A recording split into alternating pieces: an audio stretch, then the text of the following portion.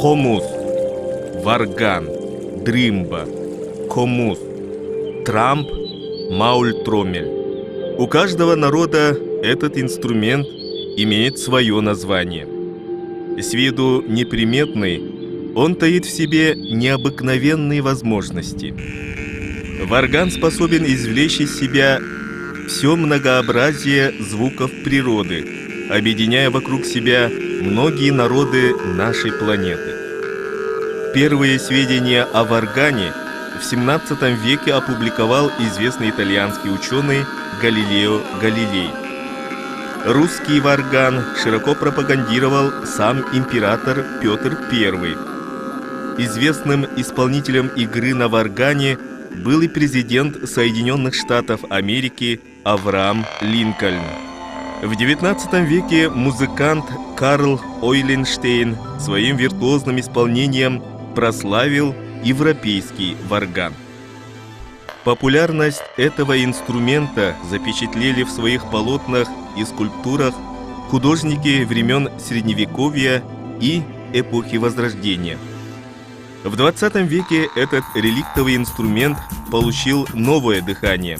В 1984 году по инициативе Фредерика Крейна в Айова-Сити был организован первый международный конгресс варганной музыки. А в 1990 году в Якутии открылся музей хомуса, который впоследствии стал международным центром хомуса варгана народов мира. Далее, в 1991 году в Якутске состоялся второй международный конгресс-фестиваль под девизом «Хомус. Традиции и современность». С тех пор хомус, варган шагает по планете, открывая тайны древних звуков. Неизменный спутник человека, он и сегодня пленяет сердца и души людей, продолжая пробуждать генетическую память о прошлом.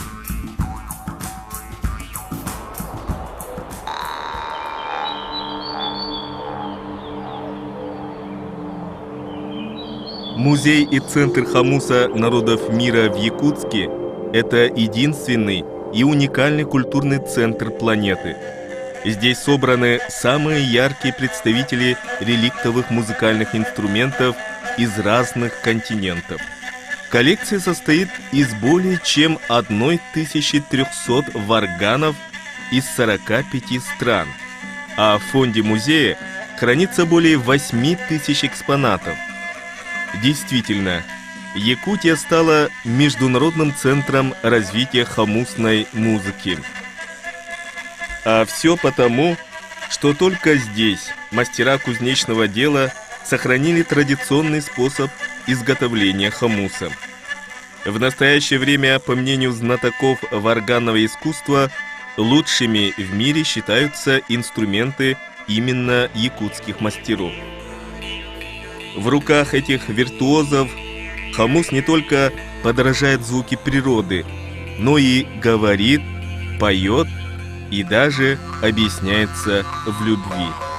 Секрет этого приема игры заключается в том, что музыкант использует эффект сочетания слов вместе с мелодией. Говорящий хомус стал своего рода брендом Республики Саха-Якутия.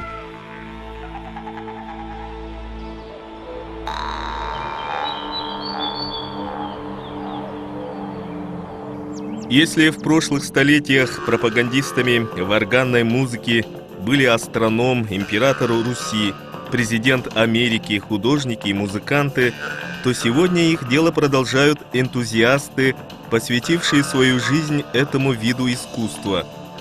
Благодаря им и многим другим поклонникам этот старинный инструмент не остался в безвестности и распространился по более 100 странам и занял достойное место в музыкальном Олимпе мира.